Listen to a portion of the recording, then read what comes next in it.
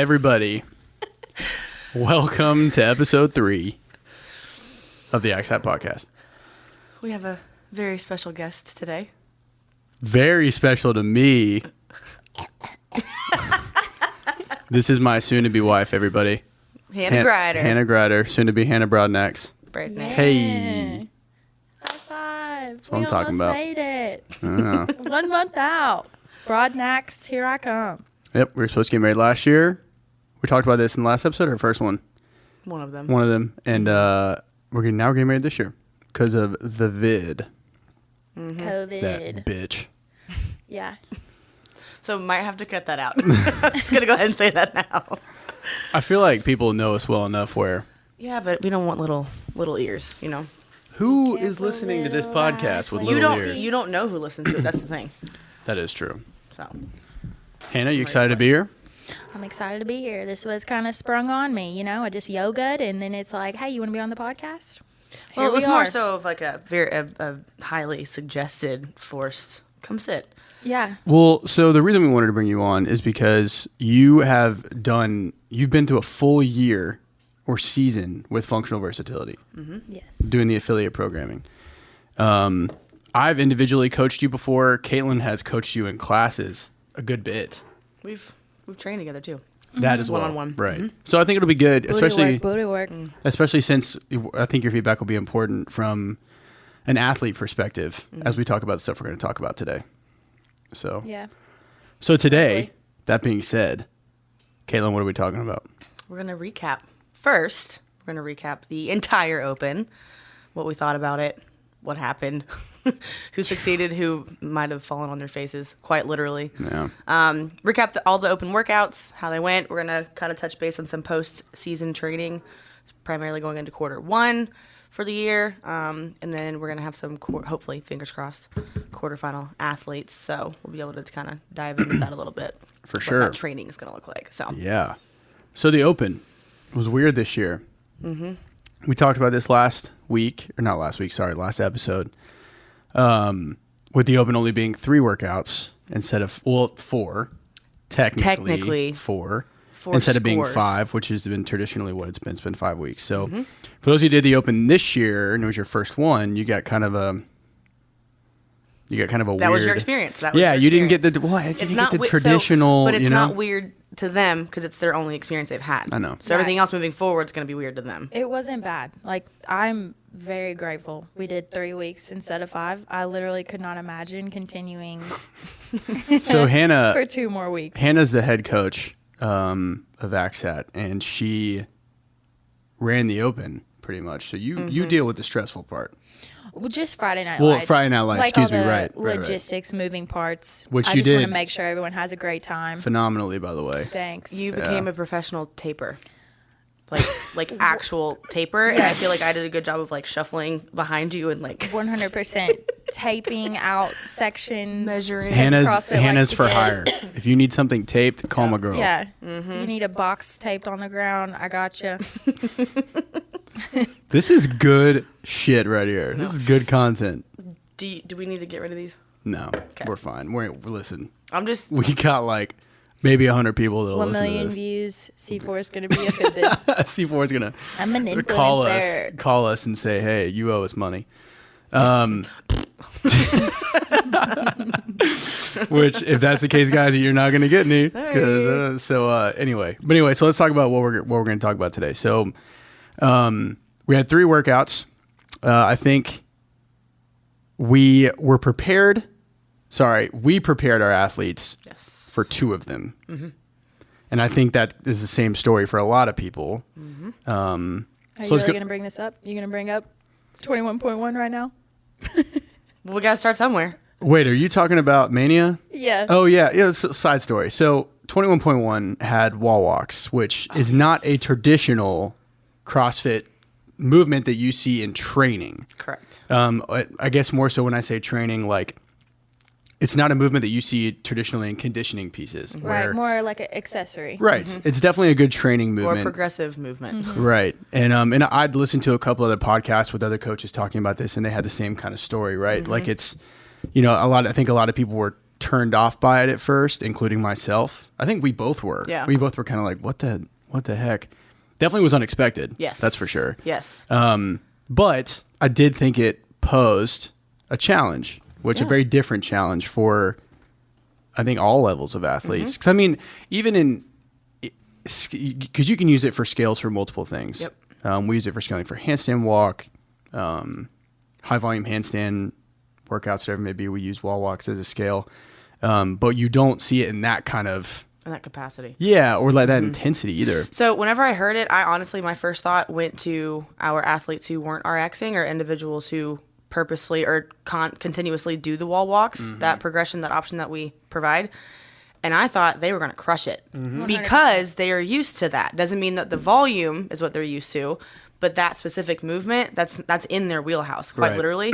So I was kind of nervous to an extent, more so for the first handful of rounds of how our more elite more elite athletes were going to do. Yeah. Just because it's like, what the hell is this? Yeah. It's definitely everybody else is weird. like, oh, this is great. Well, the story is we have an in-house competition called AXAT Mania. And this was the committee that programmed the workouts. I just kind of inserted myself. I was not on That the is committee. true. So we were making the workouts and Hannah walked in. That's what happened. And I was like, okay. so What you got going on here, guys? So I had to suggested.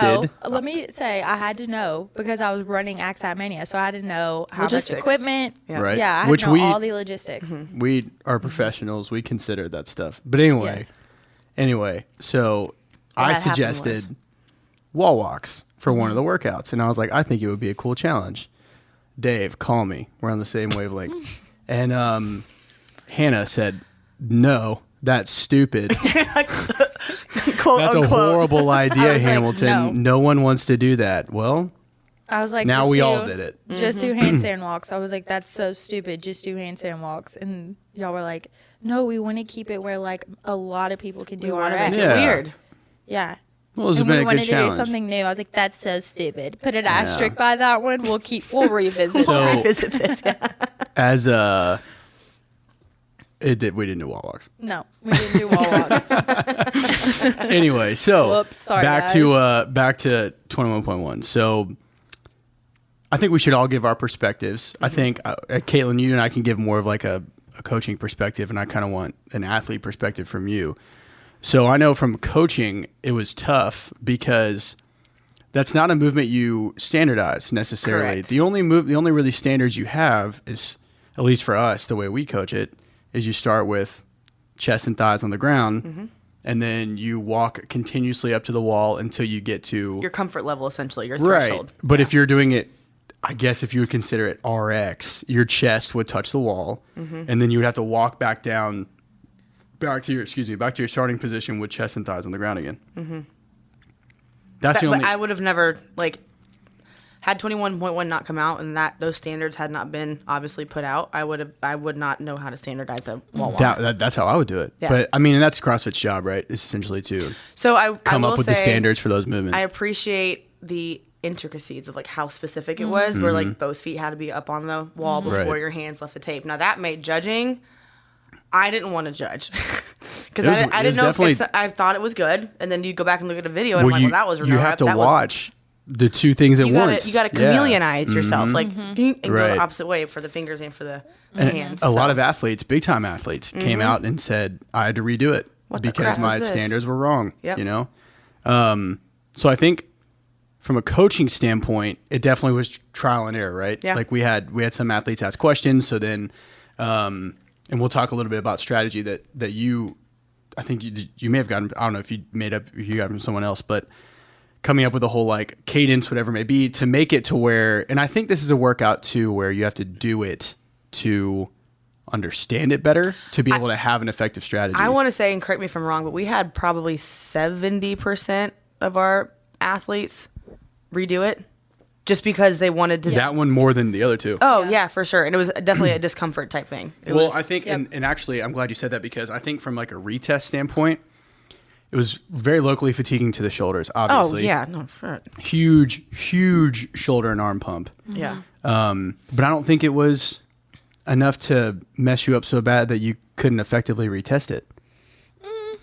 I would say It could. Well, it could, but I think in comparison to like a 21.3. Yeah. So I think that this one was the retest one because the first time you do it, you're still figuring it out. Like, I'll be honest, I wasn't at like a red line intensity on the first one because I was still trying to figure out how to do this. Like, you didn't know how to approach it. Like, you really didn't know. Yeah, I've never done 9 wall walks in one sitting. Yeah. Like, Let alone 100 and whatever. That was what, like the third round. So I'm like, okay, I've done 6 and my arms hurt. You're like, is and it supposed to hurt right now? Is it not? Should I be I'm on round 2. So there was like a lot of mental going on where it was almost like I didn't know how to push. I didn't know, I had to kind of figure it out the first time to really know, like, okay, the 3, 6, 9, I'm going to go hard, for my retest because now I know what it feels like. So like damage control. I just think that's why there wasn't like such shoulder fatigue where you couldn't retest was because the first time around you're trying to figure it out, and then the second time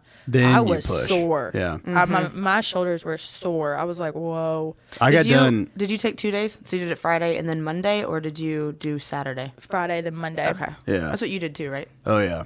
Everybody did. So on Monday when I redid it though, I walked outside and Will and Sloan were like, "Holy crap, dude, you look huge." And I honestly, I could not, because I have bent bow Schinzel syndrome. Yeah, so I can't. What's it called? Schinzel. We looked syndrome. up like the real syndrome of it. It's like How do a you spell deformity. It's Let's hope it's genetic. Pray for my kids. So, if you've known me in the space, you've known that that's like something I've always had to deal with. My humerus. I don't always get it mixed up. Humerus. Yeah, Humerus. Your femurs. Yeah, so humerus. So your bone from your shoulder to your elbow is centimeters longer than it should be. So I can't fully lock out my arms all the way. Like, so for example, like at the top of the wall walk, I feel like I'm 1,000% locked out. Have you But ever if you look at the seen- videos, you see that slight bend. And this is something I've had to deal with when I went to regionals. I had to show the judges. I do it every competition. It's something I've kind of comfortable with now. Yeah. But that workout was a huge disadvantage for me because I have to use so much more. I don't have the advantage of like being able to not rest, but I'm constantly under tension as I'm going up and down. So like my triceps wear out way faster on stuff like that. Right. So like in gymnastics, we're taught like you want everything to stack over. So wrist over, elbow over, shoulder is like a solid position. Right. All your bones are stacked. You can't do that. So like if you can imagine like an alligator walking with like bent arms, For real. that's Hamilton. That's like me. your triceps are like bulging out of your arms because you can't stack everything over. So it's just 10 times more fatiguing for you. Do you have have you ever had wrist or shoulder issues? No. So, you know, it's funny. I thought like every coach I've had, we've tried things. So my first coach, Ryan Brack, we did like a shit ton of bicep mobility because we thought it was my biceps and forearms, and that didn't fix it. We did a shit ton of like elbow specific mobility to try and loosen the actual joint, and that didn't happen. You're structured. So it's just weird. I mean, it's something that like it really only bothers me, believe it or not, come to find out, on wall walks. Handstand walks, some not as bad as wall walks. It's not as much time under tension. And Could then be, but not necessarily. jerks. Yeah. Okay. Yeah. Snatching. Now I can almost push press as much as I can jerk, because the push press, it doesn't limit me, but on the jerk I can't receive. I'm receiving that bar essentially. Bent. Yeah. Right. So it's just weird. But anyway, enough about me, my weird elbows. But I think the one thing, so overall, from a coaching perspective, I think it was a cool challenge. Yeah. I think it was different. I think it was cool to throw it at people. It was inclusive, which is great. All that stuff's great. From an athlete perspective, let's each give our opinion. So Caitlin, you first. What'd you think? Was it fun? Was it lame? Did you love it, hate it? I mean, for me personally, it wasn't my workout because of my situation. Yeah. Because of your back. Yeah, because of my back. So This is a show about all of our body problems. Issues, yeah. Come do CrossFit. You'll be so You'll be healthy. great. This happened outside of CrossFit. I was born with it. Hamilton too. Yeah, bad elbows. Don't worry, I got a guys. bad When it back. comes CrossFit's to me, helped I'm my not elbows, deformed. actually. Yeah, no, I am a lot of any arching position I steer clear from, and too much jarring. Like jumping, I steer clear of. So, dubs Made for you. and wall walks. Yeah, I'm looking at it. And I'm like, so, I did the good coach deed. I signed up for the open, even though I wasn't going to submit anything, because I'm like halfway between the scaled and the RX, just because of it's primarily my back. But yeah, so whenever I did one wall walk and you were judging me, I looked at you and I'm like, this ain't gonna work. But if I can keep myself structured, I can keep my midline engaged and I can go slow, it'd be okay. But once your shoulders start to give out, you start to overcompensate, you start wiggling a lot more. And when I have that, any sort of like, I don't know, midline, like wiggling, that my area where my disc does not belong or doesn't exist starts to hurt, and then I kind of crumble from there. So even my double unders, I did sets of 10, and I'd stop, and I'd sit there and wait, count to 5, and do it again.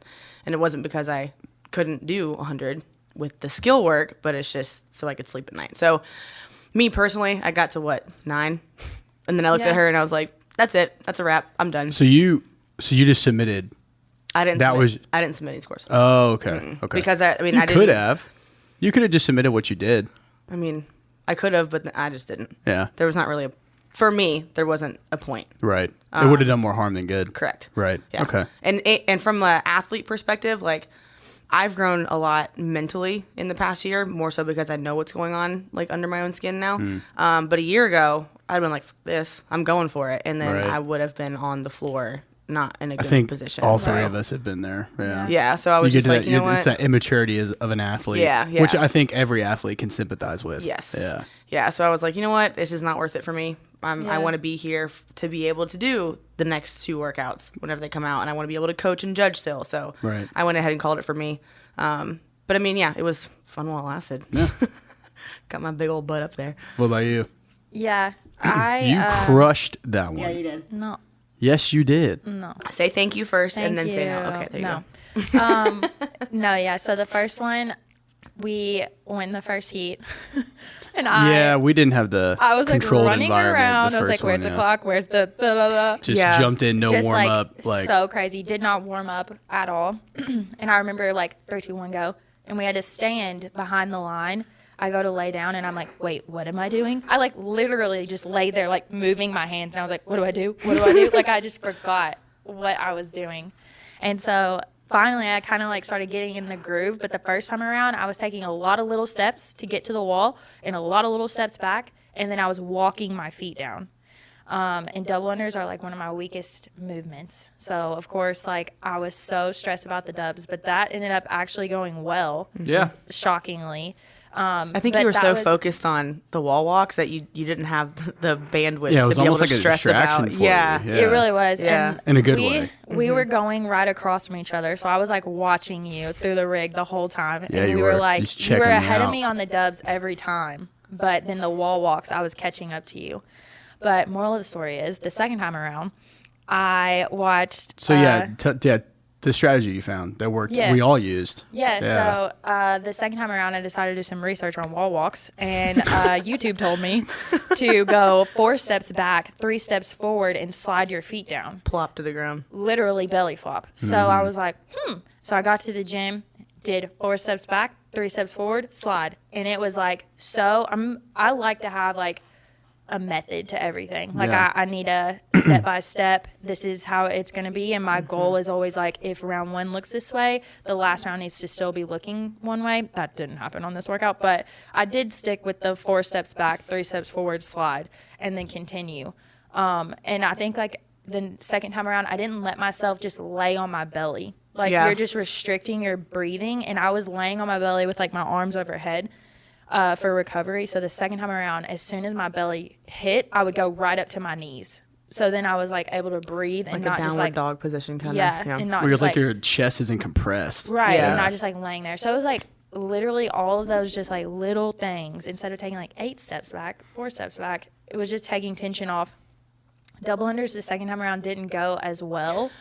Well, but to rewind, I judged her on this one, and I walked in, and as I'm walking in, she's practicing dubs, and her rope goes and just snaps, and she looks at me, and she's like, I was like, oh, you got to go in like 5 minutes. She's like, yeah. So we had to scramble for that. But continue. We ended up fixing my rope. Thank goodness. Oh my gosh. Around. You know, it can't be smooth sailing. It has to be dramatic right before you hit start. So, how much did you beat your old score by? Oh gosh. So the first time I got 8 or 9 wall walks of the 21s. Mm-hmm.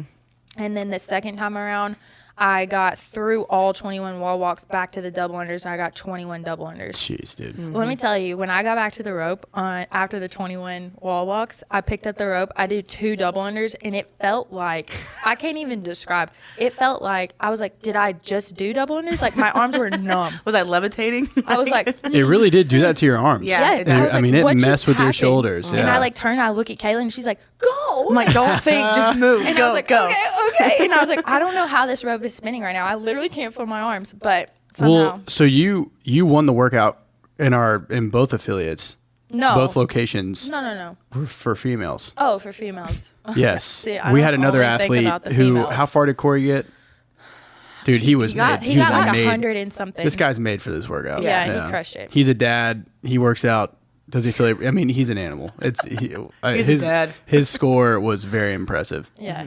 Yeah, he got like 100 and something in the 210 double unders. Mm-hmm. So, for me in 21.1, that was a cool challenge. As an athlete, I hated it. So that's a short story. But it just wasn't my workout. Yeah. So yeah. Like you were, I don't even remember what the time cap was, 15 minutes? I was very frustrated. Mm-hmm. Yeah, you were like on number 14 of the wall walks, and all I was thinking was, I beat you. As I was judging you, I was like, you got to go. And I'm like, you're not going to beat me, though. She's like, what a loser. Okay. Just kidding. All right. Well, let's talk about 21.2, Hannah. Yeah. So 21.2 was a repeat of 17.1. Mm-hmm. I have massive beef with this workout because I made regionals in 2016. I was trying to go back in 17, but I just purchased my affiliate and wasn't happening. And my coach at the time, this is a workout you can't hide in. Like this workout hurts no matter how fast or slow you do it. It sucks. Nowhere to hide. In 2017, I think I did this workout 4 times in 3 days, and had to go to the hospital because I thought I had rhabdo because I was in so much pain from doing it. And back in 2017, I think I got like 1302. And that workout always haunted me because that was like my worst finish for that year. And I ended up not making regionals that year. But that workout always like haunted me. I like even purposely, selfishly, I didn't even program in affiliate programming because I was like, I just don't want to do it, man. Yeah. I hate it. And I got my redemption, which felt very good. But anyway, let's talk about that one. So that one I think was better because it was obviously a retest. So it's not like it was minimalist, but I think by what's the word I'm looking for?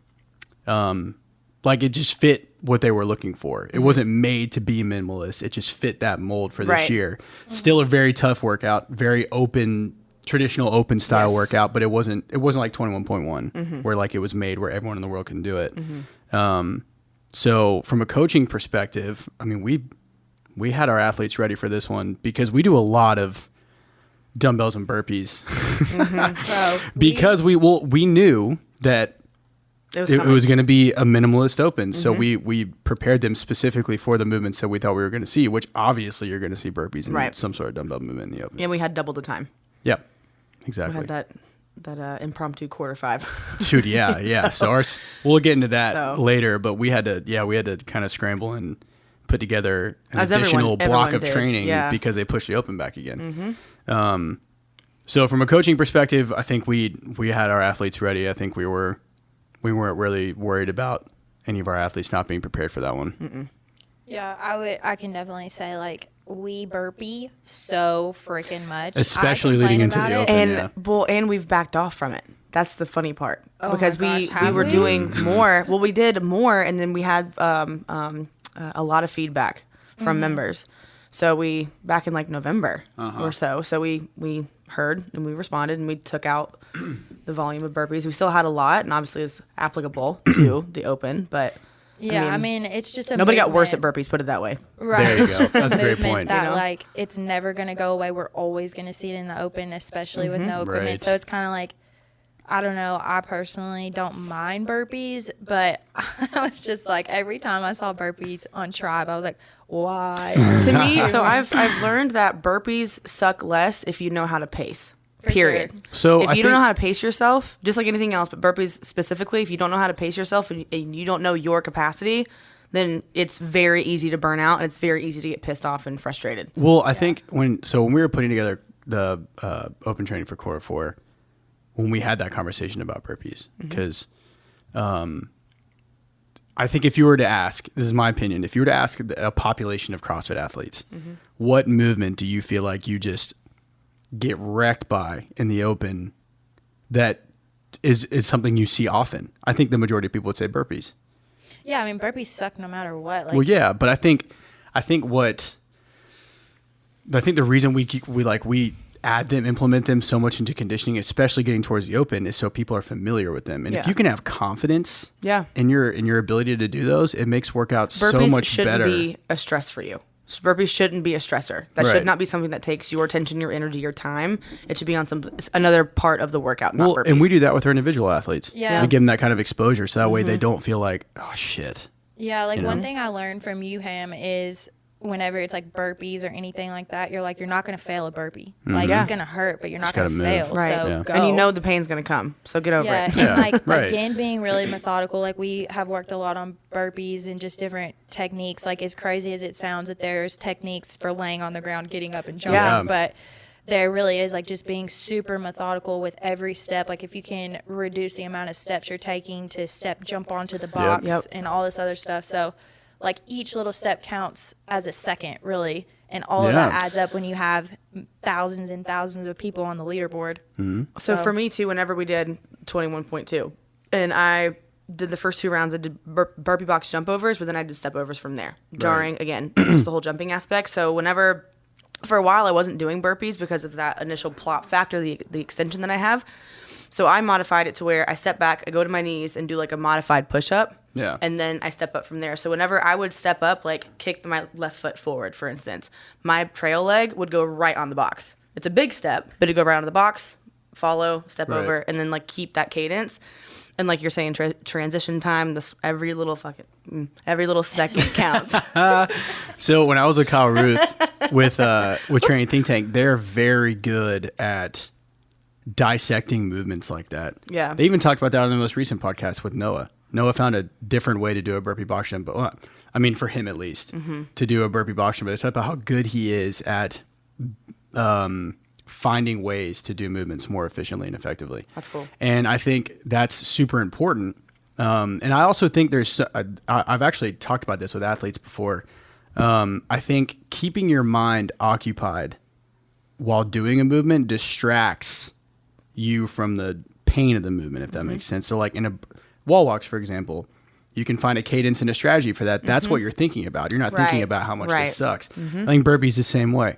So on 21.2, when I did it, that's what I thought about. I just thought about methodically keeping my cadence on burpees, and that's what kept me moving the whole time. So let's talk about that. So you had to modify again for your back, of course. Did you complete this one? Yeah. You did? Yeah. Okay, So how far did you in- get? So what was your score? I finished in 16 something. So And in scaled, you're allowed to step, right? Yeah. Okay, yeah, that's yeah. right. Okay. So going through warm-ups, my goal was to do the 35-pound dumbbell and then just stick with burpee box step overs the whole time. So for me, I knew it was either going to be the 35 or jumping. You texted me about that. I remember. Yeah, Because you were yeah. like, "What's more important?" And I was like, "What's not going to hurt you?" Right. Yeah. So as I was going through warm-ups, I was like, you know what, this 35, it's just not going to cut it for today. So I did 30. And then again, the first 2 sets of burpee box jump overs, I did do the jump. And then after a certain point, I was like, nope, we're going to step over.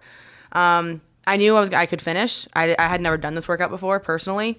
So I didn't know my time, but I knew that I needed to finish with like plenty of time, put it that way. Something for me, especially since I don't push myself super, super hard. I really can't in terms of heavy loading, moving quickly, because I start to overcompensate and then I lose my structure, and that's how I start to get uncomfortable, and there's pain that happens too. So my goal was just to not stop moving. as best I could. So pacing was really important for me, and for me to still get my heart rate up and not red line per se, but I wanted to be able to keep moving, keep breathing. So for me, actually listening to one of the training think tanks recent podcasts about breathing capacity and just like learning how to breathe through a movement. Didn't I send you that? I think you did, yeah. And primarily with like body weight movements. So my focus was just to not stop moving. I don't care what pace I had necessarily, but I needed to keep moving nonstop. And so I was just focused on my breathing. So like the burpees, I didn't stop at all. I was fine with that. Found my rhythm and I was good. And then afterwards, like, I mean, yeah, I was uncomfortable. My back hurt, but it wasn't the end of the world by any means. So I was happy with my performance with that. I was happy with my scaling. I was happy with the way that I decided to go about it. Hell yeah. And I was happy with the progress mentally that I've made in the past year. Because last year I would have been pissed off. I'm like, nope, I'm doing it. We're going 35. I'm blacking out, and I'm gonna just chop both limbs off.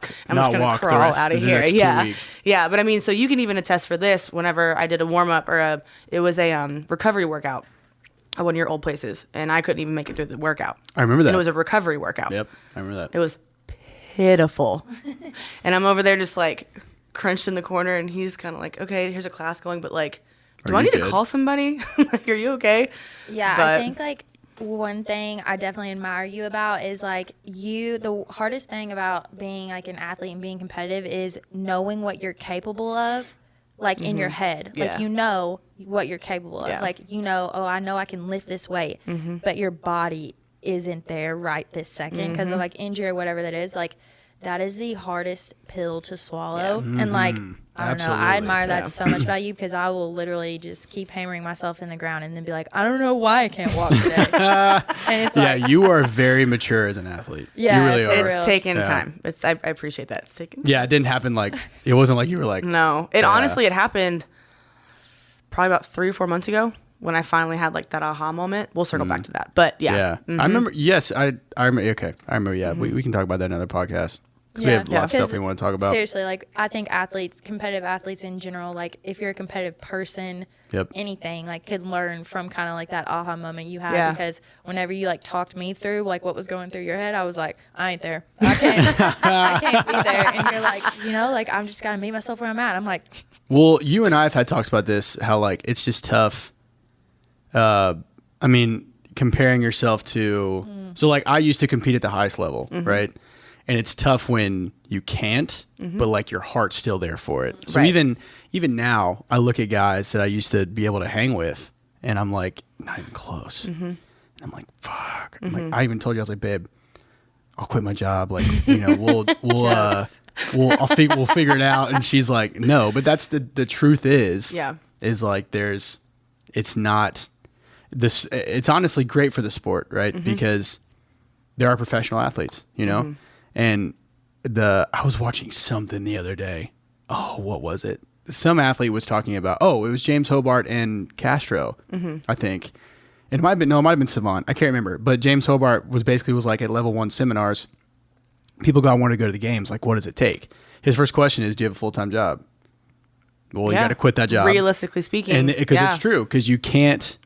Like, at least to get to that level, I would say like semifinal level and beyond. It's all in. You can't. I mean, if you do have a career and you make it, wow. Yeah. You know, it's definitely not common like it used to be. You could be a mom and have a job and still make it to the games. Well, even too, like circling back for me, if and when I get to a point where I have to stop, like it's non-negotiable. I have to stop. I have to remind myself that I'm exactly where I'm supposed to be right now. Yeah.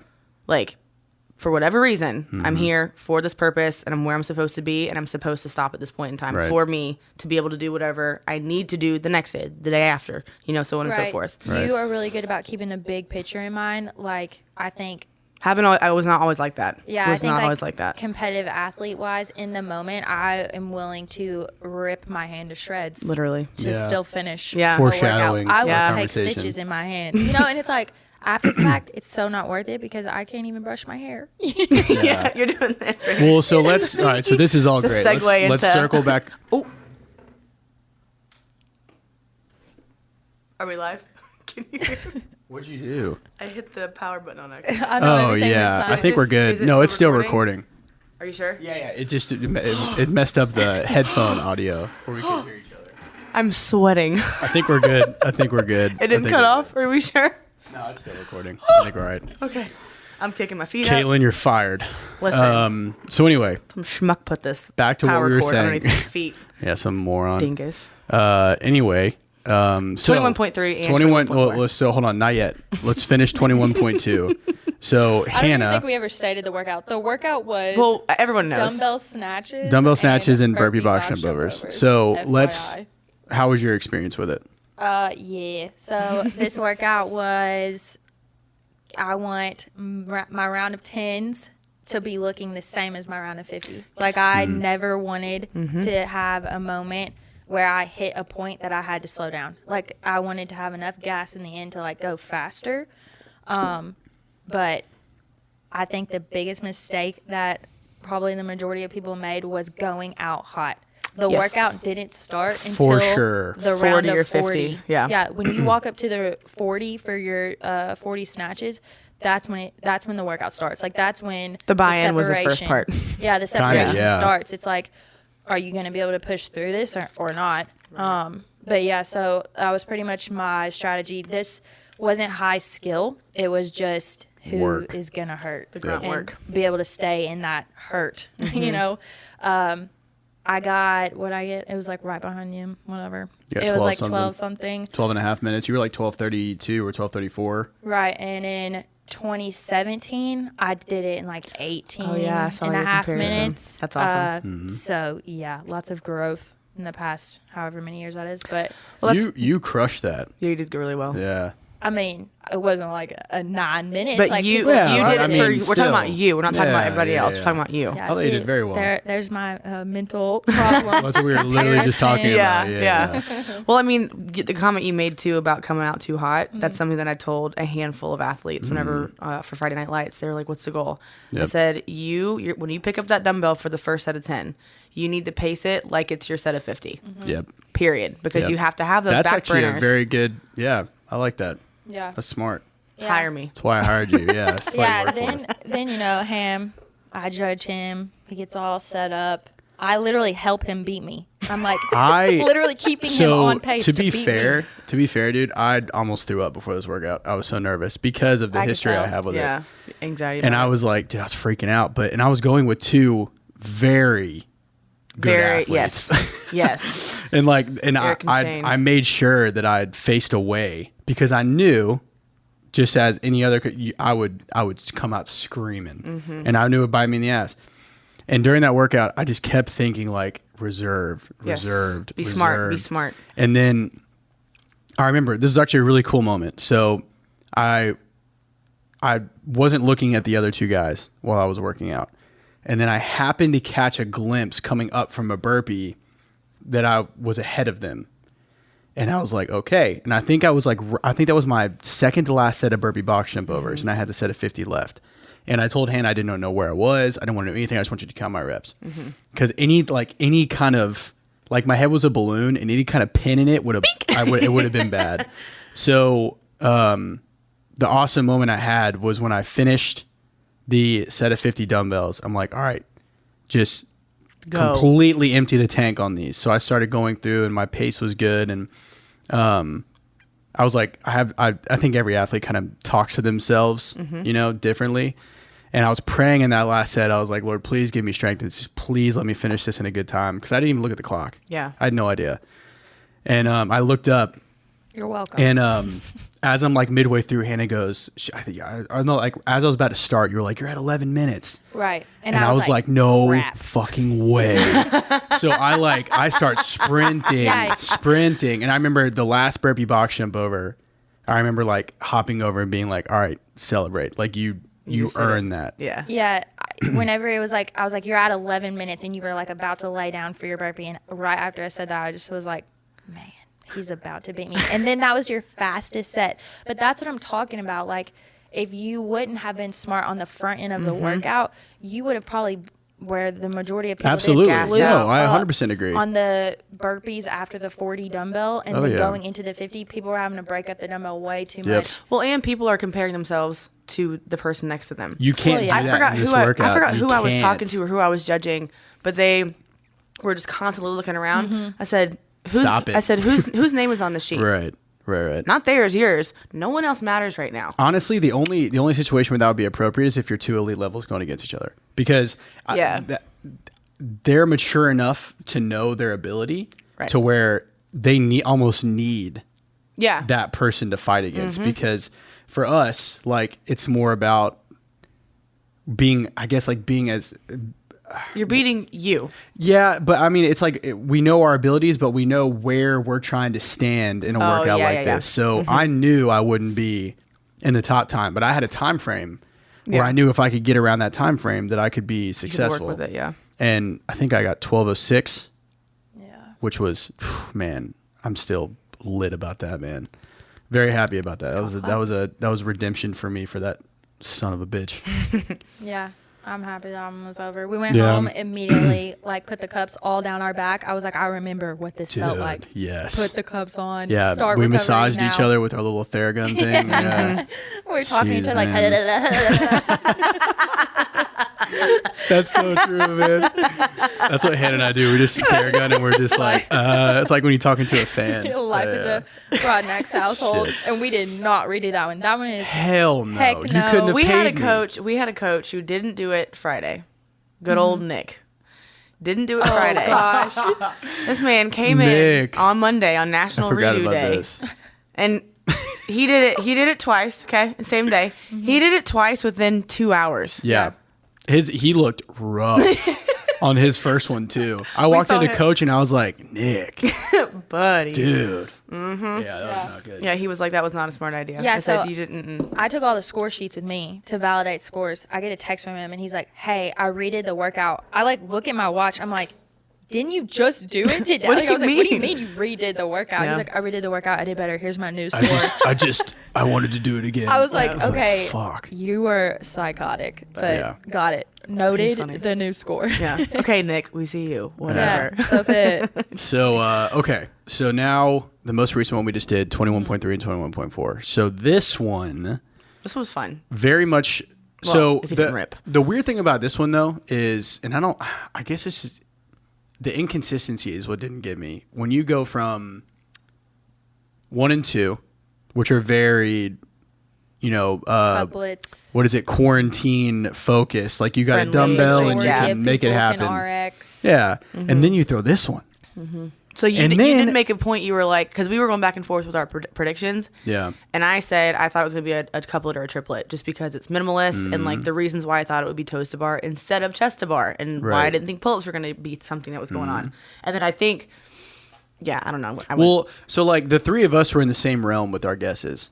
Like we knew there was going to be some sort of squatting because there's always squatting, but we Dave didn't Castro know. was like, so these are the 17 movements we haven't done. We're going to do all of those. Yeah, I mean, and In the well, last obviously we're one. limited because the only things that out of the equipment list that he had that were the left bar. were the pull-up bar and the barbell. So people threw a bunch of different predictions. Hannah, yours was like an ascending. I mean, you were correct pretty much. So I thought it was going to be Thrusters, you're going to do pull-ups, chest to thrusters bar, at like 95, 65, then Right. progress to chest to bar, heavier thruster, then bar Yeah. muscle up, heaviest thruster. and then was a my prediction. lot of people were guessing a max, and I was like, no, because in fairness, in the show he was like, you won't need A lot of weight, and then he Which throws I a get fucking that, max. But I get why he says that because it's a complex, right? So nobody's hitting 400 pounds. Well, like- I mean, But it's there were max some of the there were complex. some impressive numbers that were put no, out. yeah, for sure. But I just think like he said that because it was a complex. So I think he Yeah, was. that's his way of thinking, like, Yeah. justifying Yeah. it. Right. So I definitely think so. That's that's a workout that's more traditional to the open. Like that's one that you would typically see prior to COVID and all this bullshit, right? So in terms of programming, that's what we were getting our athletes ready for. I mean, that's the kind of stuff we expected, and I thought everyone did extremely well. Yeah. We had people. I'll brag on Claudia.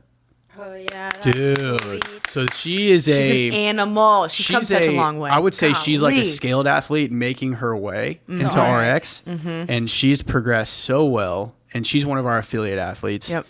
And she said I just wanted one bar muscle up, and she got like 5. She got greedy.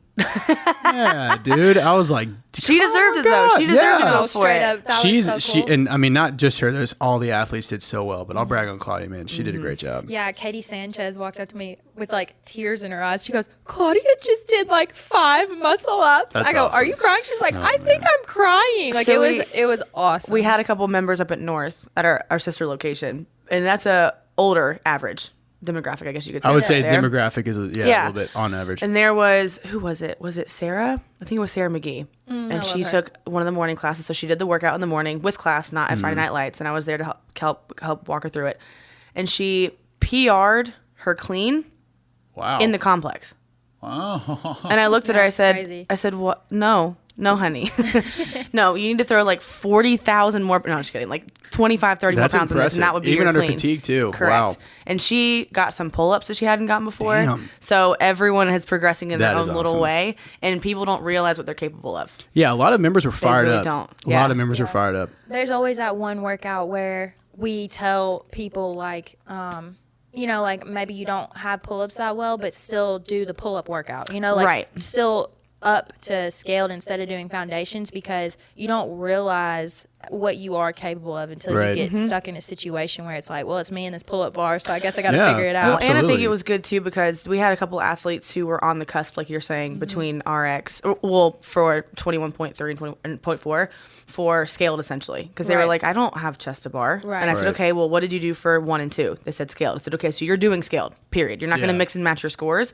I said, but that being said, you know that you might not finish, but your progressions will be, or your progress specifically will be for the pull up. So if you know Yeah. that you can do thrusters at that weight, you know that you can do the front squats, not a problem. You're going to be given a rest. So your focus is how can you get as high, climb as much as you can in the movement that you're not good at, and that's still a win for you. Right. And then people again surprise themselves. I'm like, Oh, just yeah. give yourself I a little think- bit of a kick I in the think ass. Jackie, like, ever in her life had done like 5 pull-ups in a row. Like, Anna, ever. too. She did like 27. Yeah. Yes. Yeah. Anna finished her pull-ups and she was like, what is this? I'm I like, know. dude, get up there. I think the best way to describe the open is it really does show you stuff that you didn't know you could do.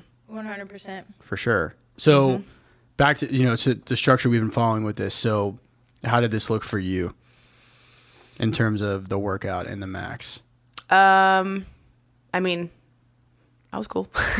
You were very methodical. So Hannah and I watched you. You were very methodical, obviously, which you are with all your workouts. Yeah. If I can't move quickly and I can't move heavy, I'm going to be pretty. Yeah. Like all my movements need to look intentional, need to look purposeful, need to look like She has that L1 movement. Yeah. That's what I call it. Yeah. Yeah, like When the you work on the demo L1 video. staff, Yeah. you have to be able to. I think the majority, Right. You have to be able to do the movements well, Right. because you're Showcasing. you're literally showing these people how Yeah, to do yeah. it. Right, demo. right. So yeah, you definitely So- have some of those movements. Thank you, thank you. But we so I don't. Again, I kind of steer clear from kipping. So when I went up to the pull-ups, I had considered grabbing a band and do strict, because every time we have pull-up movements, I always Yeah. do a light band, strict, and I have the high volume, not a problem. And I was like, you know what? We're gonna go for it. Let's just do kipping, see what happens. And obviously 30's a lot, so I just did sets of 3, and I wasn't tired. I just took a step back, and my whole thing was there was a certain spot. I think it was like to the line where the barbell was, and I just walked, kind of shook it out, hung out for a second, and then I think it was like a 20-second break that I gave myself, and then I just hopped back on. Gotcha. But my first set of 3 was going to look like my last set of 3. Yep. Period. So, and if it bothered me, I dropped.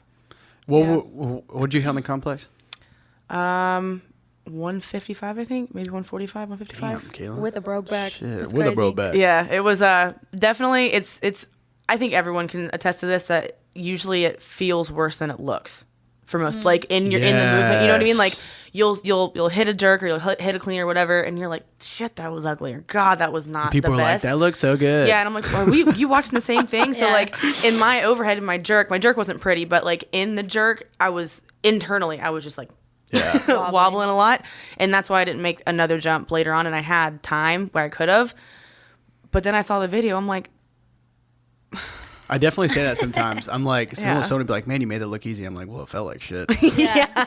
Like whenever you catch a jerk, they're like, "Oh yeah, that looked easy." I was It's like I'm old now. And that's what I told him. Yeah. So whoever took the video, I think it was Jackie took the video, and I could see you two and Aiden in the back. Yeah. And you were like, "That was easy." And I look at him, and he just like, I hit Shaking the my last head. one. He was like, Yeah, I was we like, were. why am I Like, getting hype whoa. over this? This looks so fucking And then easy. Aiden's Yeah. right there, and he was just like, Did we is clap- that Did we it? clap for that, or was that their warm-up set? Because Yeah. I think Hannah was So. hyped because y'all are homies, but Yeah. I was like, Caitlin, put some more fucking wind on the board. I know. Yeah. I wanted to, but I was like, I don't know. I might. Every now and then I like to see what I'm capable of. But at the end of the day, though, I mean, that was a victory for you. I Yeah. mean, you got through that workout that, I mean, not necessarily spine friendly if you have an injury, Yeah, I if know. you have a previous injury, Right. and you did it.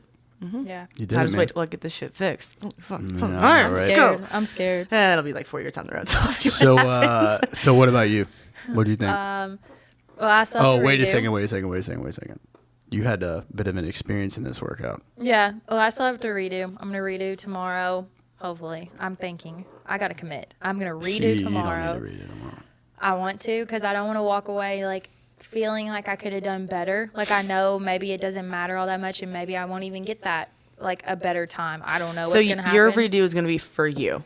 Yeah, It's like, not for I a just score, wanna like, know- personally. Right. I don't want to move past this like workout and yeah, I can retest after the fact, but I guess I just don't want to submit a score that I'm like, did I really do everything that I could? Yeah. So I did sets of 5 on my bar muscle ups. So And they were consistent. it was like 5, 10, I'm good, but my hand's kind of starting to feel a little weird. And then we went 10 to 15, and on that set, my hand ripped.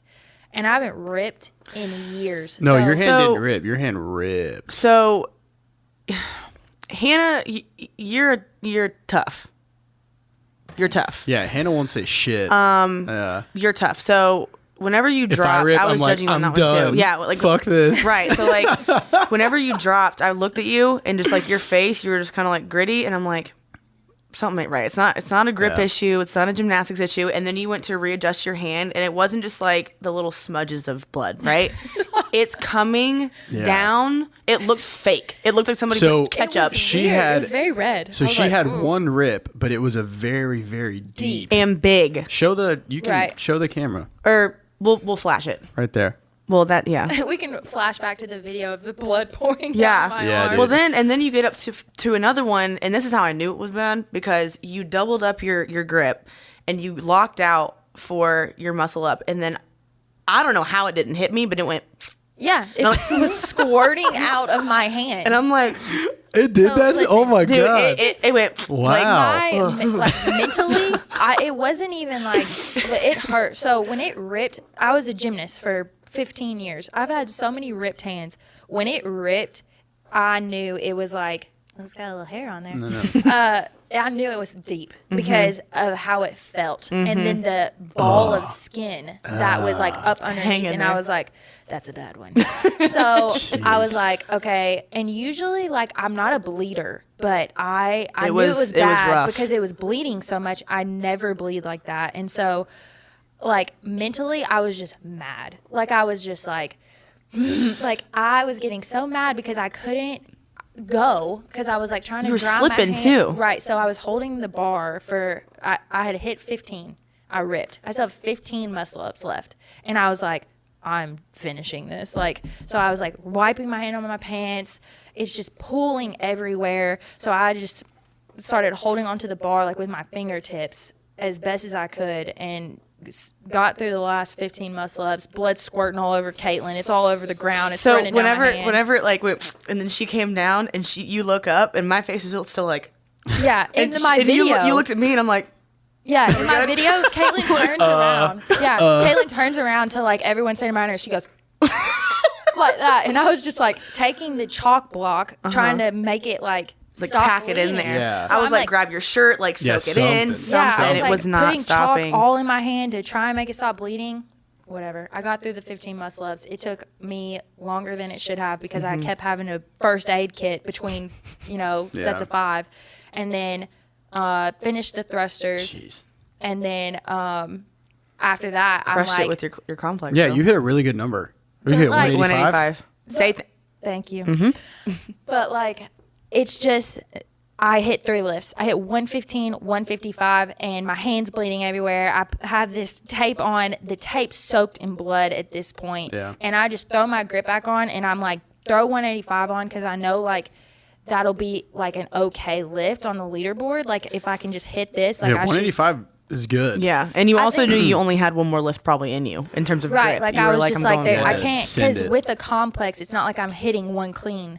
Like, you need your grip. You got to hold on to the So bar. Right, yeah. right. I had like a pool of blood throughout the complex. So it was just like a mess. So I'm just mad. So I just got pissed, cinched my grip up, tried to like cut off blood flow as hard as I could, and just lifted the bar. And I Golly. mean, like, I had time left to do another lift, but I was like, I'm done. Like, That's it. Yeah. this is so You were stupid. also very frustrated. I was Yeah. very frustrated. I pouted for a solid You did day. pout. And now Yeah. we're here.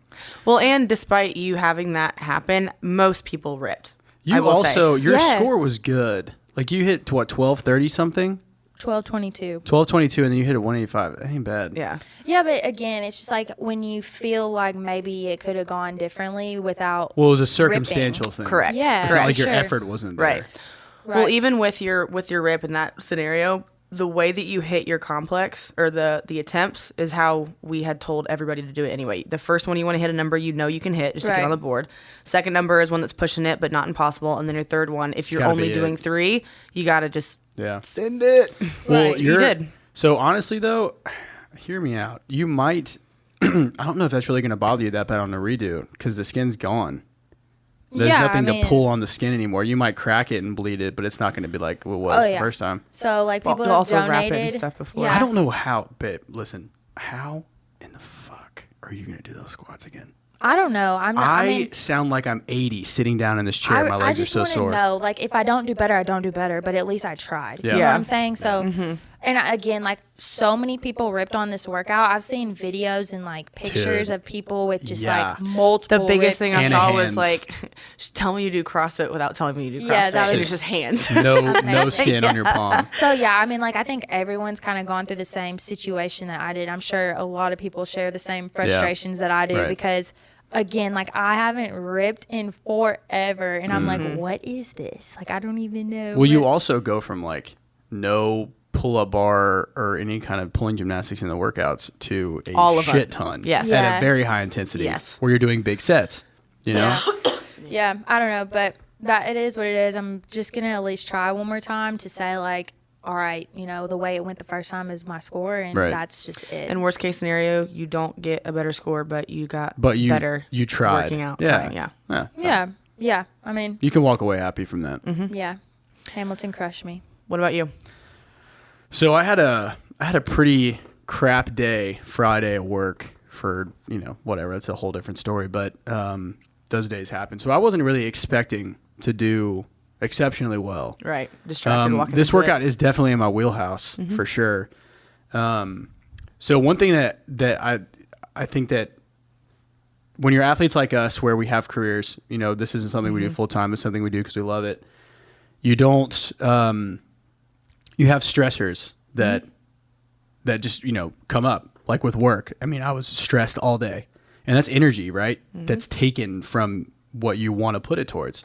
So I was stressed for the good majority of the day, and I was like, I just feel drained. Like I'm just gonna drink a C4 and give it. You were all already I kind have. of defeated before you even Yeah, walked in. and but on Friday Night Lights, which is why it's so awesome, you got everyone there, the energy's high, it definitely helps. So, and like, I know this is not coming from an arrogant standpoint, but I'm a stronger athlete, so people are like, what are you gonna hit on the complex? Oh my God, like Ham's gonna crush it. He's gonna hit like 300 something. And that's pressure too. And in my head, I'm like, I don't know, man. Like, there's very good athletes that are not even hitting 300.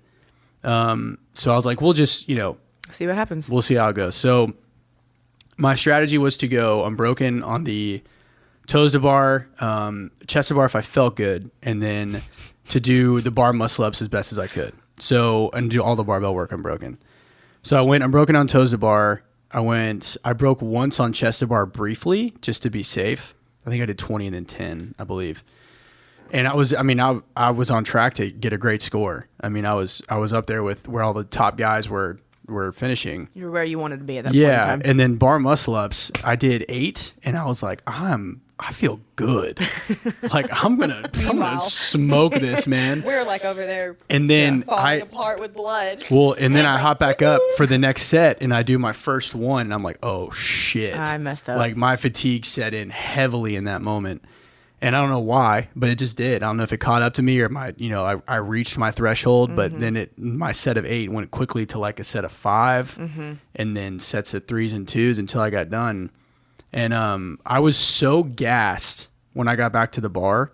I dropped the bar. I did 8 thrusters, dropped it, and then picked it up and finished 7. Sloan, who was judging me, Sloan was like, I told Sloan, I was like, I don't like to be yelled at. Like, I mean, you judge me. So you both judge me, yeah. And someone was like, pick up the fuck, what are you doing? And I was like, dude, my heart rate, I felt like my heart was going to beat out. Listen, you've both seen me work out. I feel like I have a good mental threshold. But it's a 95-pound thruster. You can Dude, breathe through that. I felt like I was my heart was just going to stop. I don't know. It happened, whatever. So I finished it exactly 10:30, which I was happy with. I wanted sub 10, but I feel like that was good for the shit day that I'd had. And then, that bar felt so heavy. What'd you hit first? I think so. This is the mistake I made. I should have hit 1 at 95 just to get the shakes out. Right. Well, I went 185. I did that, didn't I? Because you said, what you hit? And I said, 65. Yeah. She said let me see how this goes. That's honestly what I should have done. So I hit 185 and I was like, this is not going to go well. Like 185 felt like trash. And then I went 215 and that felt a little better. Then I went to 25.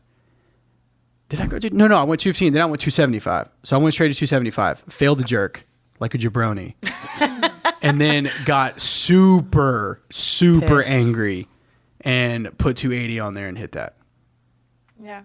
So it was weird. Like, I felt the same way. So 65, I was like, ugh. Yeah. And then I think I went 115. Right. And that was like my first actual complex.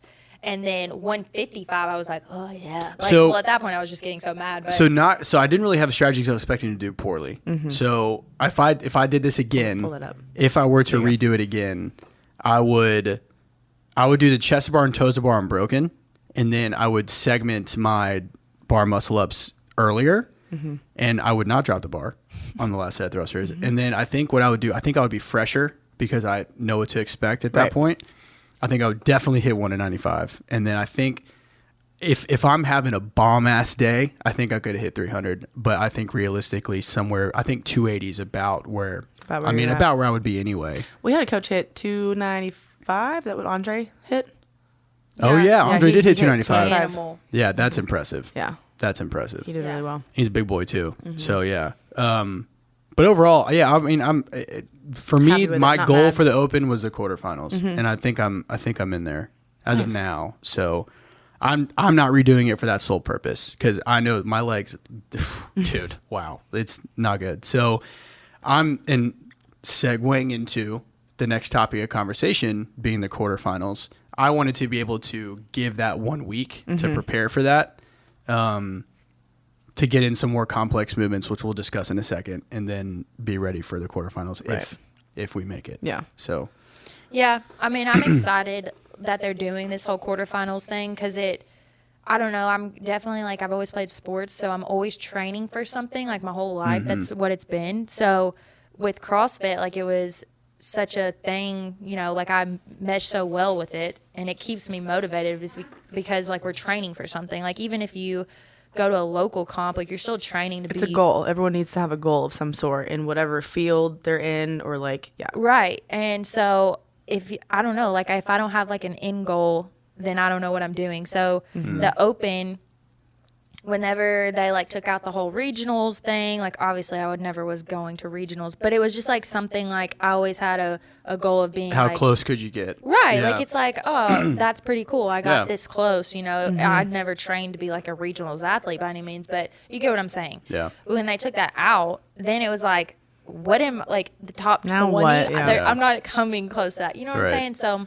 I'm really happy that they're doing this quarterfinals because it does give a chance for RX athletes who do put a lot of time and effort into CrossFit. But I'm not going anywhere with CrossFit. It's just a fun hobby that I'm super competitive at. So it's just nice now to have something that it's Sure. to qualify for. Yeah, it's fun. You you're enjoy working it. for So something. let's talk about that. So the Open was obviously structured the same as it has been traditionally. You have 3 days. You do it how many times you want. You have to be judged. You submit your score. You're ranked. Blah blah blah. Mm-hmm. So the quarterfinals, from my understanding, are going to be like a qualifier style. So they're going to announce however many workouts, and you have a certain amount of time, and you got to do them. Kinda Is like that what how it's you going to were- be? I think so. I didn't know that. I'm pretty sure that's how it's going to be. That's like your last comp you were trying to Yeah. individually. So Big orange bra when I the pulled my hammy. second, correct? believe so. They're releasing the workouts, which is Friday, right? Yeah, Yeah. it is Yeah. actually. Yeah, So, or is it the 5th? fifth. I think it's So a the Monday. Yeah. Sorry, yeah. So it's the 5th. So that's when they'll release the workout. So we have a week. So what we're doing from Functional Versatility, the team here, so let's talk about the athletes we're going to send. We don't have to say names, but just who we think we're going to send. So we have 2 that are highly likely here. And then we have 2 masters. One that's pretty much in already. Right. And then one that's on the cusp. So that's 4 from here. Then from north, you have 2 guys that are very likely, and 1 masters who's very likely. So you're And there could be more. I mean, yeah, and we have a couple athletes that are on the cusp. There's a couple at north that are very close, a couple here that are close. Correct. So I think low side will send probably like 6. That's what I was about to say. Yeah. Which is still, I mean, It's awesome. Hell yeah. Now out of the ones that are going to make it, I think only 2, maybe 3 do not follow Right. our programming. Correct. But the rest of them do, which is great. So I think we're going to do, it all depends on how it's structured, but I think we're going to try and do them all together. I think that would be awesome for the ones competing, because then like doing an open workout or a qualifier or anything alone is Ugh. so much harder. Like, Yeah. I'm sorry, but no one's doing 17.2 and putting up their best score doing it all by Dude, I do themselves. not miss those days. There's no The way. qualifier days. Yeah. So stressful too, man. Oh my gosh. You're leaderboarding, you got to consider all, I mean, it's a production to get. So now it's different. Now you have like teams for it. Like the big athletes, dude, they got 6 different cameramen on Yeah. them filming this. And athletes next to them But they didn't always have that. No. But that's what I'm saying. Like it's just now it's It's a much whole more it's more environment. common Yeah, now yeah, it's just to true. have like to A do team. all that. Where it used to just be like prop your phone up on a kettlebell and I can go. imagine. Yeah. It just helps knowing, I don't know, like just the noise helps Right. me. Well, the I think the environment. It's a I think we community. all feed off Yeah. of that. Yeah. Yeah. Well, so what we're thinking about for the workouts, I think we're going to see more of like the traditional style open workouts. I don't think they're going to be quite regionals, games, sanctional level workouts, but I think we're going to see like complex gymnastics. Dave Yes. made it pretty clear. You're going to need machines, heavier weights, things like that. Yeah, I mean, this is definitely going to be where us RX athletes get weeded out, you know? Like, it's going to be the complex gymnastics with the heavier barbell that you have to move Yeah. multiple times, you know? Yeah. Like, I don't know. Like, I just think that this is where we're going to see, like, those traditional open workouts. tough The ones. raw Yeah, ones. where you're Tough like, ones. Yeah. yikes. I mean, I'll but be I'm curious to excited. see how they do it. I'm sure they'll do some sort of like.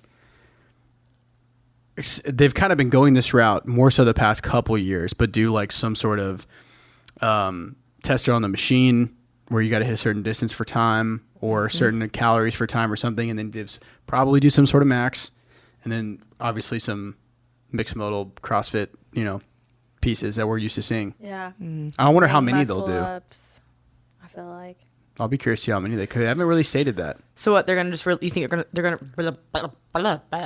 release So I don't all know. 3? When you and I looked However at it many. last week, it looks like there is some ambiguity there. I mean, I think I know the date they're announcing it. and then I don't know how many they're releasing. I don't know if it's going to feed into the team qualifier too, because the team is the next week. So I don't know if they're going to end Is the it the individual. next week or 2 weeks later? Oh, I think. Hold on. No, it's the fall. It's the 12th. I think it's. I'm next pretty week. sure it's the following week. Yeah.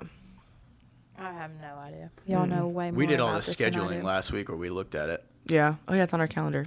Yeah. Either way, it's gonna be, I feel like, a lot more complex than what we just saw. Individual quarterfinals is the 5th, and it's the 12th. The following week. Yeah. So we only have 1 week of quarterfinals? That's it. 1 week. Well, I don't know. I don't know if it could feed into the next week and they're just announcing it Week by week. Yeah, I don't know. Maybe it's gonna be like 3 to 5 2 workouts. weeks would make more sense. So what's the next timeline then? So after the team, we didn't go that far. Well, I thought okay. No, I just have our calendar pulled up. I didn't pull up CrossFit's, but yeah. So I think it's gonna be fun. I'm sure you're gonna have to film and do all that stuff. I imagine you're gonna do standards, all that stuff, but it'll be a good time. Yeah. We shall see. We shall see. We got to see who even qualifies. What our week looks like going into it is we gave them some upper. So we gave them some like upper body focused lifting tomorrow to stay off their legs, and then a very like it's not recovery by any means, but a very like aerobically focused workout to get them to sweat and move. And then Tuesday we gave them we switched it up a little bit this week. Did we give them Olympic lifting? I should Yes. probably pull it up. I have it in front of me. Yeah, on Tuesday. Is it right here? Olympic lifts on Tuesday. They have for squat and power. They have some snatching on Tuesday because, if I was a betting man, the complex was cleaning and jerking. So I imagine if they're going to do any kind of heavy barbell, it's going to be snatches. So we have snatching on Tuesday with like a heavy-ish style workout to kind of prep them for something like that. Wednesday, we have them doing some ring muscle up skill practice because I'm sure we're going to see those. I'd be surprised if we didn't. Along with some more energy system specific AMRAPs structured to where we're giving them some like touching on high intensity with some high turnover at low time domain. Thursday is just an aerobic flush. We're just going to sweat, get recovered. And then Friday, we back squat a little bit, nothing crazy, and then give them like a tester style workout on Friday. Short. It's going to be fun. Fun is relative to everybody, but it's going to be a fun week. Definitely a fun week. This is this is something prepping our athletes who are making it from our affiliates, and then our individuals are going to follow a pretty similar structure, maybe a little bit tougher, because they're obviously more adapted to that kind of stimulus. They're used to harsher training because they have obviously more time. Foreign waters that they're. And then it'll be fun for the members. It'll be just a fun, tough workouts for the members, and then we deload the following week, and then 2022 season begins. Baby. We start quarter one. Classic. That's right. Pull push squat, baby. So a small preview into that, we are going to start quarter one of our 2022 season, which is going to encompass a lot of traditional strength movements that we're going to start building our bases of strength. We're going to do a lot of energy systems specific training, building an aerobic base, building work capacity, touching on all different time domains and efforts. And then we're going back to the basics with skill work. From all levels of athletes are going back to the basics. So yeah, I will say I hate Q1. Yeah, so okay, but Hannah, being able from an athlete go. perspective, you've been through a full season with us now. So I hate Q1 because I am a gymnast and we do a lot of just like, let's deadlift, let's squat. And I'm like, oh my gosh, I'm so over this. But I will tell you, I've been doing CrossFit now for 5 years. And the fact that PRs, they like rarely come, and there was like a time where like they weren't coming like at all. But the stuff that you do in Q1 gets you the PR in Q4 every time. And every time I have to like eat my words where I'm like, man, when we did all those freaking sumo deadlifts, it's like, why am I doing this? But now I got a really strong butt, So two quick things. One, we follow a quarter system for our affiliate model. So we have 4 quarters for the season. So what Hannah's referencing to is quarter one, which is our which is the very beginning of our season. Yeah, that's when we get to kind of we have a lot of adaptation in that quarter because we do a lot of volume in terms of lifting. Yeah, I think that like it really does build the foundation though. Like what you do in Q1 prevents injury as you keep going forward too. Like all of just the, basic stuff that we're doing, it helps build just a foundation for the rest of the season so you make it through the season. I mean, if you were just hammering your head into the wall like we've been doing in Q4, prepping for the Open, like you're going to fall apart. Like that's just not sustainable. You can't sustain that for a year. And like that's not, I don't know, like that's just not how it's supposed to be, I guess. Like I think that people think of CrossFit and they're like, oh yeah, Metcons, let's go. All the time. All the time. But it's like, yeah, you got to train the basics before you can even a start method. doing Oh, yeah. complex movements under fatigue. Because then, like, kind of like you were talking about, it's like I have to take my time. And, like, it's going to be a lot in Q1. It's a lot of taking your time and making sure you're doing it perfectly before you move on to anything more complex. Q1's my favorite. I don't know. Yeah, that's your background. Jalen You love loves that it. shit. I Yeah, love yeah. the shit. Yeah. Well- I mean, well, it's also, it's exposure from the most basic level. Yeah. So, especially now, this has been a little bit different experience for me because I've now been a part of this world for a while, and it's the transition coming from the high intensity, quick, open, Right. and all of these things that I've like critiques, for instance, with certain people, like you need to slow down, you need to do this. Well, I can't Yeah. necessarily, not I can't, but I'm not necessarily telling people to slow down because of the timing of where Yeah. we're at in the season. So I'm excited, like grinning from ear to ear, because I get to watch people's aha moments happen to where we are programming you to slow down. We are programming you to stop screwing up and to be smart and think about what you're doing so you can move well, like you said, so you can hit these PRs later. And it's a constant learning curve for people. So for people to have that moment, Right. they're like, oh, this is what coach whoever was talking about with my squat, or this is the shift that I was talking about. Now that we've backed off the load, Yeah. or we've done this, that, and the other, now I understand what that means. And then I don't have to keep fucking saying the same thing over and over again. Well, Yeah. and I repeating think myself. one thing that Caitlin and I pride ourselves on, and I think the reason and we've talked about this, I think in the first episode when we were kind of explaining what functional versatility is, I feel like our members, we get such good feedback, and our program is so accepted because we give them. Caitlin and I are very good at programming a great balance of what they need and what they want. Right. So we're programming for a mass of people. So you're not going to make everybody happy. Right. We've learned that very early on. In our respective coming Exactly. ups. Right. So that's something that I think every coach who programs on an affiliate level you have to swallow that pill. Mm-hmm. And it used to, and at the beginning it bothered me a little bit. And there's been very few instances since. I mean, obviously I don't want to ever, I want people to enjoy what I'm giving them, but I Right. understand that people want and like need, there's a different things, threshold. whatever. So I'm saying all this to say this: Q1 is a lot more of what people need, Right. not necessarily what they want. Now you do have athletes that love that part of the season where they love the periodized three. strength work, and they love the percentage work and all the lifting Mm-hmm. and all that kind of stuff, because you see results quick. I mean, you really do. It's the way we structure our program is you do get strong fast. Mm-hmm. And because honestly, we better it every year, and people get stronger every year. If we stuck to the same thing, then Yeah, it wouldn't it's also, work. I'm excited to see the mental threshold and how people transition from Q4/5 to 1. It is a big change. Because, and we've been implementing a lot of build to a heavy or build to a solid double for the day, not a max, right? So this is taking into consideration A lot pretty of much like an stuff by RPE, right? feel. If you don't have percentages, if Yeah. you don't have a hard number. So people are able to differentiate between, okay, this is good for the day. And then whenever we say max, like you are going as hard as you can for this one load, for this Yeah. one rep, and seeing how far they're going to push themselves and what that number is actually going to be. So they know what a lift under a max load feels like, Right. not just what feels heavy for the day. Yeah. Yeah, I do think though that like what we do in Q1 is how you continue to progress. So if there is not a Q1 or a Q2, when you get to Q4 and you're trying to hit a max on your clean and jerk, but you never did Q1 and Q2, you're always going to hit a ceiling. Like you're never going to progress without Q1 and Q2. You can't Well, you build a can house boil on it down shitty to foundation. you can boil it down to the concept of, if you want to squat clean 300, what does your front squat look like? Yeah, exactly. Well, even if you can squat clean, even if you can squat 300 pounds, what does it look like? Yeah. Oh, You no, know, you're that's right. my favorite. 100%. Taking Yeah. it, or Yeah. what does your pull from the floor look like? Yeah. What does all of that look like Yep. leading up to being Yep. able to squat clean?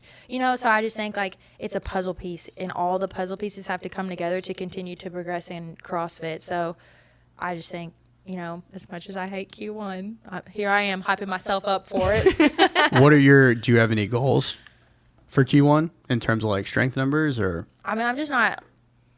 Have you in thought the that big far yet? picture of CrossFit, I'm not like a strong athlete. Like I'm just not like a. I would. There are so, beg to so differ. answer his question. Okay. Because I know that we're about to go on a segue. And I was like, no. Yeah. And so what are your goals for Q1? Do you have a hard number? Is there a certain movement you want to become more efficient at or stronger in? Yeah, I mean, I think there's room for improvement in everything. But I would definitely say my squats are just something I feel like I have a hole in. So I want to see my squat numbers go up. And honestly, I have like a torn hip labrum, and I just kind of have to baby it and listen to my body. And I'll have to have like therapy with Caitlin in order to get through Q1 with the squatting. But you've made massive strides. You have. Over the past year getting healthy, though. Mm-hmm. Yeah. You basically have a team now that keeps you healthy. Yeah. But, yeah, I mean, I would really, really like to see my squat numbers go up, and I be able to walk after it. You know? Yeah, for sure. Go up and be smart about it. Well, you got someone next to you who's literally does that daily. Yeah, my sports psychiatrist, if that's the right word. Psychologist. Psychiatrist, I can't prescribe you anything. Yeah. Whatever. But anyways, yeah, so squatting is definitely what I want to focus on with Q1 because, again, I mean, I can power clean more than I can squat clean, and it's because of my squats. Yeah. So. Well, we're going to hit on it. So we'll wrap this up. Quarter one for our members that are listening, and I mean, honestly, all of our athletes, because you guys all follow a similar skeleton. Mm-hmm. Lots of traditional strength work. We'll send out posts about this too, so you guys will be well informed on this, like we always do. But lots of traditional strength work, lots of monostructural conditioning. We're going to really work on getting your skills developed quickly by doing a lot of the foundational stuff that you need. So again, the whole concept of like, if you want to get pull-ups, well, let's really hammer your pulling development and your pulling strength to be able to get you there, as well as the other elements of that, where your midline control and your, how's your posture, your chain look and your movements, is there a lack or an imbalance? So we're going to touch on all that. We'll talk more about that in the future podcasts. We have a lot of cool stuff lined up for you guys. Our content was a little limited during the Open because the three of us literally ran the Open for both the AXAT and AXAT North. So we're going to start spitting stuff out again, giving you guys as much knowledge and help as we can. Hannah, thank you for being on the show. Thanks for Guest having number me. 1. Did you enjoy it? It was fun. I talk to you guys every day, so it kind of felt like we were just sitting and chatting. That's the point. That's what it's supposed to be. Yeah. Hannah has her master's in public health nutrition. Public health nutrition. She is extremely intelligent, and we will 100% have you on here to talk about food, because that is a hot topic around here. We can talk about it. Hot topic. Closing thoughts, Caitlin? I'm excited for Q1. I know, yeah. I think it'll be nice because we had to throw on that impromptu last bit of training. Right. So Q4's just been very long, basically. So it'll be nice to have a change. No, I'm proud of all the athletes. I'm proud of everybody. I'm proud of our community. We are. Hell yeah. And I also noticed that something I wanted to say earlier. We had, let's say the average was 10 people per heat, right? Whenever we had Friday Night Lights. Mm-hmm. We had almost 90 people do Friday Night Lights every week. And that was just at Friday Night Lights. So and that wasn't even in the morning. Was hype. Full. Yeah. Like, hype. So I'm just excited to see the growth. I'm excited for the growth that has happened, and I'm excited for the growth that's going to come. We've got a pretty kick-ass squad. Our whole team, the whole community is awesome. And retweet. I'm excited to see how far we can go. So hell yeah. Well, it's going to be a fun season. We're extremely proud of all the Open athletes, and we're excited to see how the quarterfinal athletes do. And we will keep going on and keep getting on keeping fitter. on. See ya. All right. We will see you guys on the next episode.